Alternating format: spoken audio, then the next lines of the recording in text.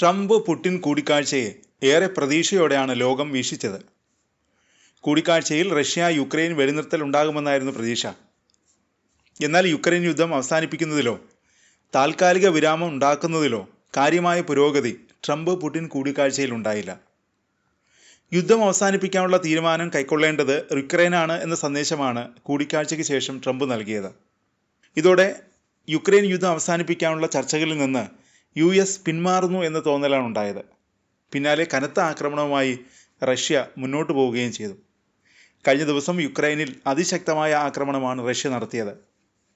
ആക്രമണം കനത്ത നാശം വിതയ്ക്കുകയും ചെയ്തു. യുക്രൈൻ തലസ്ഥാന നഗരമായ കീവിൽ റഷ്യ നടത്തിയ ഡ്രോൺ മിസൈൽ ആക്രമണങ്ങളിൽ 4 കുട്ടികളടക്കം 21 പേർ കൊല്ലപ്പെട്ടു, 48 പേർക്ക് പരിക്കേറ്റു.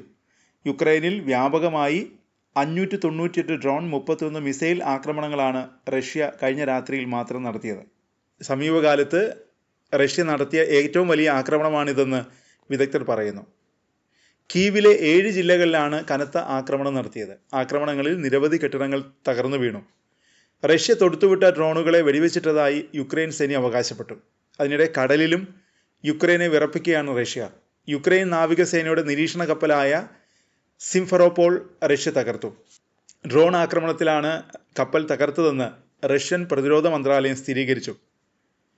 കപ്പൽ തകർത്തതായി യുക്രൈൻ അധികൃതർ സ്ഥിരീകരിച്ചു. ആക്രമണത്തിൽ ഒരു ക്രൂ അംഗം കൊല്ലപ്പെടുകയും നിരവധി പേർക്ക് പരിക്കേൽക്കുകയും ചെയ്തു. യുക്രൈൻ്റെ ഏറ്റവും വലിയ കപ്പലാണ് Simferopol. Radio, electronic, radar, optical നിരീക്ഷണം എന്നിവയ്ക്കായി രൂപകൽപ്പന ചെയ്ത കപ്പലാണിത്. 2021 മുതൽ യുക്രൈൻ സൈന്യത്തിൻ്റെ ഭാഗമാണ് സിംഫെറോപോൾ. ഡ്രോൺ ആക്രമണത്തിൽ തകർന്ന കപ്പൽ മുങ്ങി. അതിനിടെ റഷ്യയിലെ എണ്ണ ശുദ്ധീകരണ ശാലകൾ ലക്ഷ്യമിട്ടുള്ള ആക്രമണം യുക്രൈൻ തുടരുകയാണ്. സമാറ പ്രവിശ്യയിലെ ഒരു റിഫൈനറിയിൽ ആക്രമണത്തെ തുടർന്ന് തീപിടുത്തമുണ്ടായി.